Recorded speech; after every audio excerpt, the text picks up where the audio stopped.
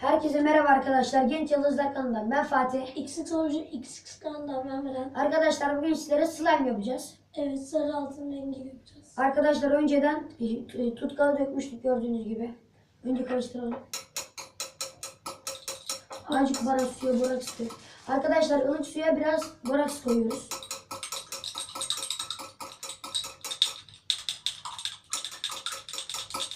...30 saniye boyunca karıştırıyoruz arkadaşlar. Tamam. 30 saniye boyunca bunu karıştırıyoruz. Yeter mi bu? Yeter. Arkadaşlar şimdi sim döküyoruz. Bekle bana azıcık bunu. Uf, rengi almaya başladı. Evet, süper oldu. Altın rengi yapacağız arkadaşlar.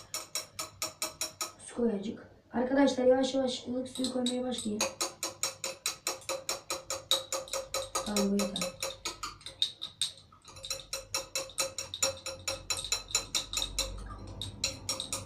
Azıcık daha koy bana. Arkadaşlar yavaş yavaş olmaya başlıyor. Su ılık olacak arkadaşlar.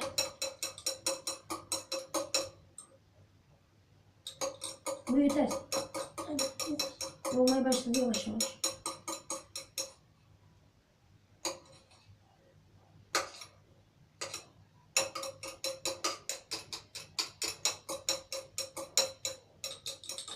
Az daha su dök. Bu da son arkadaşlar. Olmak üzere. Son bu kaşığımız. Çok iyi oldu. Yine simle. Yeter. Elimiz almaya başladınız mı? Şöyle bakayım. Arkadaşlar oldu gördüğünüz gibi. Dur yakından ben göstereyim arkadaşlar. Arkadaşlar gördüğünüz gibi oluyor.